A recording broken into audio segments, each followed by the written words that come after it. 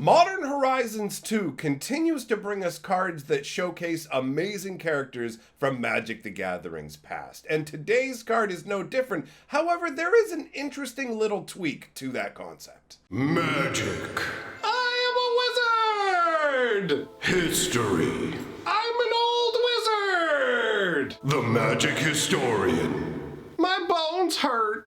Greetings, owners of fine luxury cardboard rectangles. My friends, I hope the day finds you well. We are here to talk about a very interesting character from Magic the Gathering's past. Now, before we do that, I just want to let you know that due to a glitch recently, a number of channels, including mine, have had a bunch of their subscribers removed accidentally. And at this point, some of them have been restored. But the reason I'm bringing it up is if you want to be subscribed to the channel and not miss any videos, you're probably going to want to double check that you are indeed subscribed. So let us dive in to the deliciousness that is Chainer Nightmare Adept. Now, like I said, we're talking about a character from Magic's ancient history, but with an interesting twist. And the interesting twist for me is the fact that we're actually doing a regression in this case. A lot of the time when we see characters,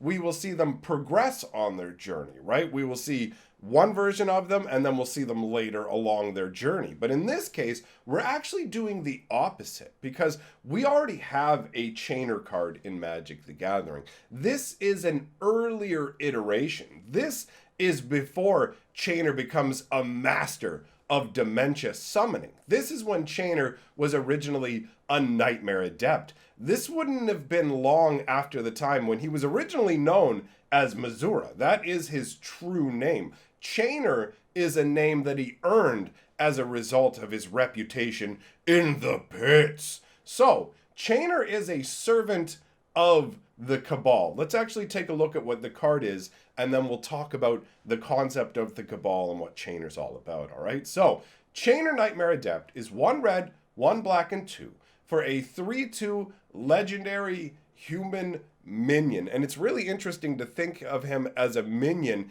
considering the fact that he ends up becoming quite powerful, and I wouldn't really consider him minion level. But putting that aside, that just happens to be his creature type, right? So, the first ability that Chainer has is discard a card.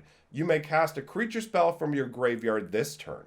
Activate only once each turn. Obviously, if you could do this as much as you want, that would be pretty insane, right? You still have to pay the casting cost of the creature, but this allows you to reanimate creatures over and over and over, right? Because once a creature goes back to the graveyard, it's ready to go again. And the fact that you discard a card to enable this ability just allows you to feed more creatures into your graveyard, right? Like it doesn't even require targeting. So when you go to use this ability the first time, you don't even have to have a creature in your graveyard. You can literally just go, I'll discard a card. Okay, look, it happens to be a creature, and for the rest of the turn, I can cast a creature spell from my graveyard. You know what I mean? Like it's pretty sweet in that you pitch the creature and it's immediately ready to go. And then on top of that, he has the ability whenever a non-token creature enters the battlefield under your control, if you didn't cast it from your hand, it gains haste until your next turn. So obviously, this is fantastic for reanimation strategies. If you're reanimating creatures from the graveyard, they gain haste. That's really, really solid. And I mean, I understand why they include the non-token clause, because if they allowed it for token creatures, you never have token creatures enter from your hand. So this would essentially just give all your token creatures haste as well, which doesn't really fit into the flavor of Chainer overall. So the idea behind Chainer is that not much is known about him during his life when he was Missoura, right? He eventually became like this huge, massive level individual in the ranks of the Cabal, eventually actually taking it over. But at the beginning, he was just Missoura.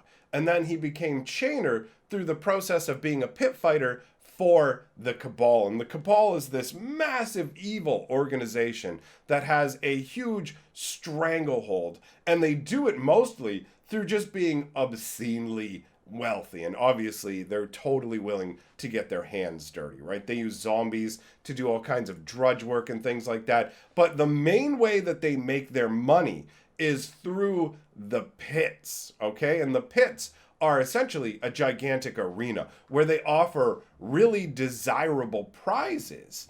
But at the same time, lots of people lose their lives in these gladiatorial events, right? Like it's a bloodthirsty, get the money from the crowd, use nice treasures to lure people in, stack the game against them depending on how you want things to go. Like they are a corrupt organization. And so obviously when you're running a gladiatorial style event, you have one main choke point, and that is how many bodies can you get into the pit, right? If people are dying all over the place, then you don't really have the opportunity to have endless ranks. Sure, you can bring zombies in and things like that, but there's only so much you can do with zombies, and the crowd will eventually get bored of that concept. And that's where Dementia summoners come in, okay? And Chainer happens to be a Dementia summoner. So essentially, these are wizards with warped, demented minds, and they're able to draw forth these warped creations from their minds, right? So basically, the idea in the artwork we're seeing here with the original Chainer is that he is afraid of snakes. He genuinely has a fear of snakes, and he's using that fear to summon up snakes. It becomes part almost of his trademark, although the biggest, most noticeable thing is the fact that he wields this intense chain in his battles. Take a look at this dark metal chain with the crazy end that has that energy flowing off of it. Well, originally, when Chainer was training, he used to use a genuine metal chain. And then he was taught by his mentor how he could extend the range of that chain magically by creating more links in it. So as time progressed, Chainer gained the ability to basically create the chain itself. So that's why he's known as Chainer. It's his main weapon. He can create it out of nothingness. And also, he summons up demented beasts out of his mind. All Dementia summoners can do that. And so basically, all Dementia summoners need to be able to do is look at different kinds of beasts. Once they've seen a beast, they can create a nightmare version of it and draw it forth from their mind. So Chainer starts out as a low-level member of the Cabal. He's actually the one responsible for finding the Mirari. And the Mirari is a massively powerful artifact that actually warps not only the minds of people around it, but genuinely the world as well. So Chainer, being a loyal servant of the Cabal, deposits the Mirari into the treasure hold of the Cabal. And over time, he ends up moving up through the ranks, becoming more powerful. And actually, we see him in his second incarnation, which is literally for us his first incarnation, right? This was printed back in the Torment days. But this is Chainer further down the road in his journey when he's become a Dementia master, all right? So this version of Chainer is 2 black and 3 for a 3/3. And this is also a human minion. It's funny, the old school cards used to have legends as a creature type, but now you know it's a super type, right? So this gives all nightmare creatures +1/+1, pay 3 black and 3 life, put target creature card from a graveyard into play under your control. That creature is black and is a nightmare in addition to its creature types. This obviously showing the expansion of Chainer's power. Now he's able to access anyone's creatures, not just your own. And obviously, that's a step up. And he also has the condition that when he leaves play, you remove all nightmares from the game. And that actually ties into the fact that at a certain point, Chainer basically ends up warping the entirety, almost of the whole plane of existence that he is on. But this ultimately shows Chainer at a later state in his journey. And I have some other cards to help kind of flesh out your understanding of Chainer and what's going on with him. And one of them right here is Waste Away. This actually shows one of the craziest things that happens. Basically, Chainer moves up the ranks in the Cabal, right? And the Cabal, like, they're a nefarious organization. They use him mercilessly, right? Chainer is essentially the servant and kind of the chosen of the Patriarch. And the Patriarch is the one who rules over the Cabal entirely. He actually has the favor of a dark god, Kuber. And Kuber is obsessed with wealth, right? So basically, just keep the money coming in. And as a result of doing such a great job of serving Kuber, the patriarch is nigh immortal. But regardless of that fact, Chainer manages to overthrow the patriarch and force him to go and live in the gutters. He can't destroy him because he's got the favor of that dark god, but he's able to drive the patriarch off. Now, it's a massive story. There's a whole novel about this. But anyways, he drives off the patriarch. He takes control of the entire cabal. And then he goes nuts because he's got the Mirari. And the Mirari has the effect of making people obsessed with it. And actually the Mirari, it's crazy to think that we first see the Mirari in this story, but it eventually ends up, the Mirari gets taken by Karn and turned into Memnarch in the Mirrodin story. So the Mirari has this huge effect. It will go on to affect other people's lives as well, beyond what Chainer did, as Cabal ends up with it. But that's a story for another time. The point is that Chainer is now the lord over the Cabal. He's got the Mirari. It's warped his mind more and more, and he's basically using it to exude his power throughout the entire plane of existence. And the flavor text here talks about how Chainer's insanity touched nearly every living thing, including viruses. So he caused massive viruses to mutate and become more powerful. He basically pulled all the nightmares out of everybody's minds. When he went full crazy with the Mirari, he pulled all of the Dementia nightmares from every single Dementia summoner's mind and made them all into a reality all at once. And some of those nightmares were incredibly virulent diseases and like viruses, stuff like that, right? So you can see, waste away, -5 is a massive hit, right? That can take down dragons and titans and other things. So you can tell just how powerful the virus is. It's pretty amazing the way that this works. Now, the Shambling Swarm here, this is an idea of one of the kind of horrors that Chainer summoned up earlier in his career before he really started to master the nightmare magic. And Shambling Swarm isn't too shabby, right? I mean, 3 black and 1 for a 3/3. When it goes to the graveyard, distribute 3 -1/-1 counters any way you want amongst up to 3 different creatures, and they only last for that one turn, which is the idea of like, basically, this is like a mummy-wrapped swarm of insects and pestilence, and as it breaks open, that pestilence flows out into other individuals.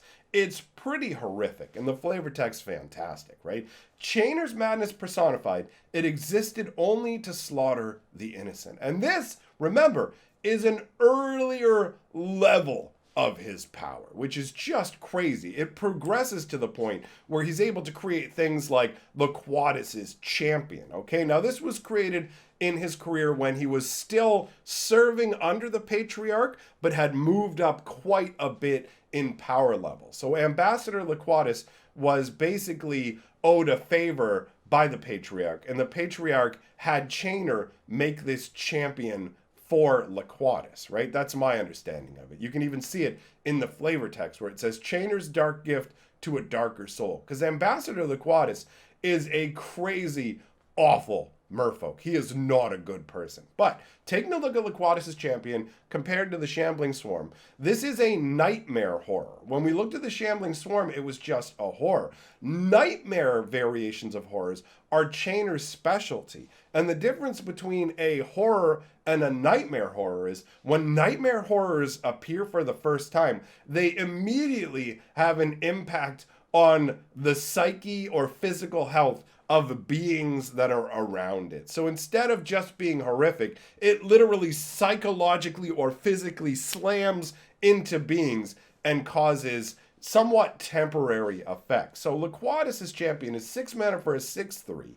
When it comes into play, target player loses 6 life. Now they get that 6 life back when Laquatus's champion leaves play, but the fact is, as soon as it shows up, it drains an insane amount of life force out of whatever's around it. Sure, a planeswalker with 20 life can weather that storm, but most humans only have 1 or 2 toughness, right? So the idea of something that draws in 6 life is absolutely terrifying. It's instantaneous death for most beings. And this champion was actually used to great effect by Laquatus. Slowly but surely, at first he was able to mentally dominate it, and then after a while, this champion would actually just respond to Laquatus's thoughts. And this thing was nigh indestructible, as represented by it regenerating. So this is a true testament to the power level of Chainer and what he was capable of. I really enjoy the idea of getting an earlier glimpse into when he was a bit weaker and wasn't capable of making things on this level. It's cool. I like having multiple iterations of characters, right? Because Chainer made a big impact on the world in multiple ways. And you can see that even in this card, which is just a fun little reference to the fact that even after Chainer got destroyed, and oh man, the way he got destroyed was absolutely insane. Like I said, he summoned up all of these Dementia beasts, right?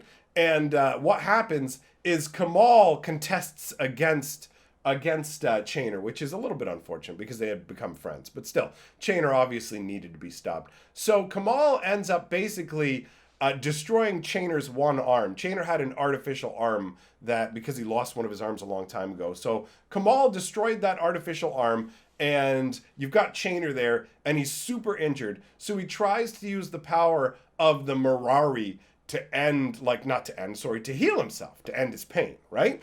And it doesn't go well. He creates this crazy, like, lumpy mass of flesh or whatever. His attempts to heal himself don't go well. So then he tries to merge himself with the Dementia beast. And that goes even worse. He ends up as like a big gurgling mass, basically just a kill me, that kind of a thing. And Cabal ends his life. But even though Chainer's life ended, it didn't change the fact that there were still people who respected him. And as a result, there are still some beings that exist out there that are tribute to him. And the Wormfang Turtle is an interesting example of that. So it's 1 blue and 2 for a 2/4 Nightmare Beast.